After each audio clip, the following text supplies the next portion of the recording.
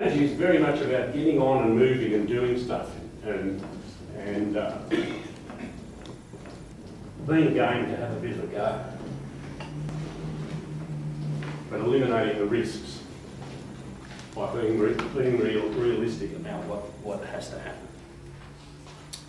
And I'm happy later on if you want to ask me some questions about any of that, either one-on-one or if we get time at the end of the evening to come back to it.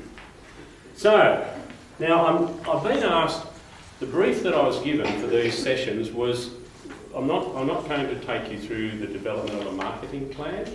I was asked to address the topic of managing your customers, I think in those words. Customer relationships. Yeah. Customer relations. And I'm actually going to take that literally, but in a way that addresses the problem of linking my customers to my business in a way that it drives me towards the vision that I have outlined. Because all my experience has convinced me that if I want to be successful in my business, I need to have some things. Some things are important. I need to have some skills, like we were talking about a minute ago. I need to have maybe some finance. I might need premises. I might need whatever. But as Drucker wisely said some years ago, in one of the heart of a business is creating a customer. Unless I've got a customer, I've got nothing. And a trap that I used to see often, was that people would either enter a business or have a business because they had skills and they had passion, and passion is fantastic. You have to have that desire to get up and do things and to be involved in your business. But there's no point having any of that unless I've got a bunch of people over here, my customers, that are interested in it, that I can actually. And if I can fire them up to be interested in my business, they and they alone will drive me to where I want to be. And therefore I've given you this little diagram, which is right on the front of the page, of the few pages that we've got here, which talks about this alignment process. So if we can. And tonight I'm basically going to talk about that. I want also to talk about the importance of really understanding your customers. We're going to talk about some customer segmentation and how you can get right into knowing what it is that your customers are looking for, because you've got to get this alignment. So we're not branching out into the whole thing about marketing and advertising and all the rest of it. There are some notes here at the end which we'll hand out that you can probably take them away and just use them as a resource. But if we go back to this notion of I've got a vision for my business, and don't let me intimidate you. If you've got questions, stop me, but when I get going, I'm hard to stop. I get all a bit excited.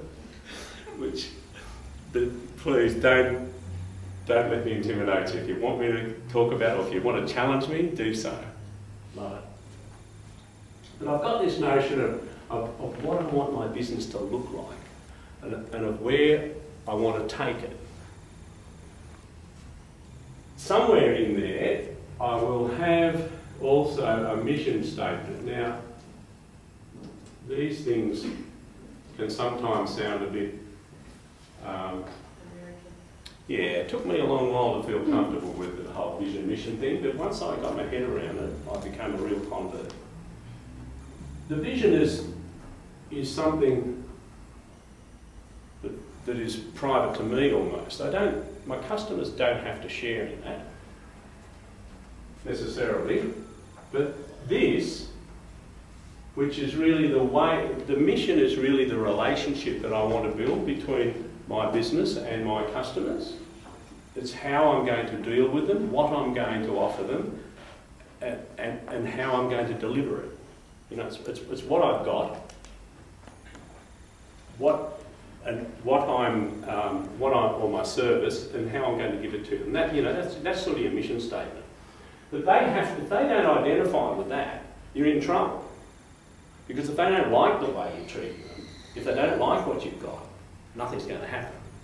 So, funnily enough, a mission, and then you can. I'll just put this in as well, because I'm a bit of a stickler for this. What I call a credo, statement of values. We won't necessarily discuss that too much tonight, but it's the values of the business. And I made a point, whether you like it or not, of actually very strong ethical approach to business. If you're not doing business ethically, it's not going to be there for the long haul. You know, you can get away with things for a short time, but not. So this is really the railroad that keeps me on a path. But these two things I can actually share with my people. Now, some of you will be employing people or employed. I can share those things. This doesn't matter so much to them. But an interesting thing is that I attest of a good mission and a good credo. It's the way the relationship with my customer and the way I actually do business is that I can change this. This can change. I get sick of this and move on to something else, or I can get halfway down the path and say, oh, but I could do this over here. But this probably won't change much.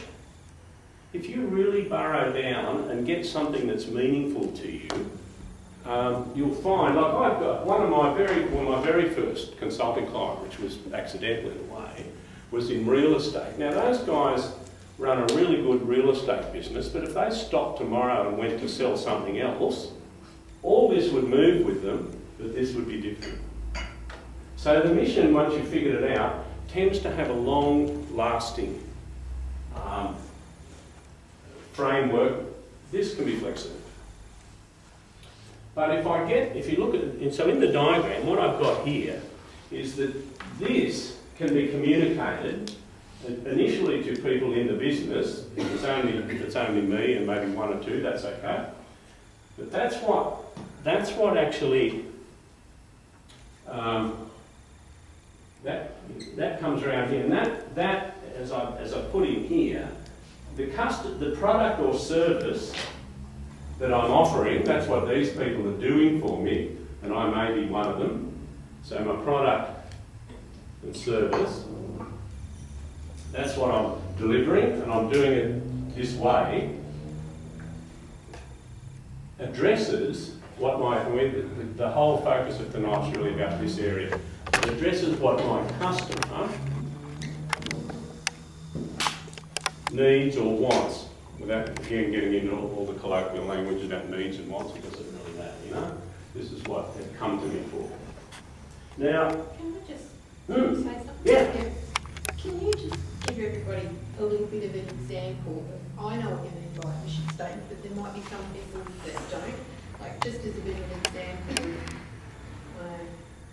probably got the McDonald's, everyone uses them, but just... I didn't bring one with me. I have got some good examples. I didn't bring it, I'm afraid, any of that sort of stuff. So, but can someone help me?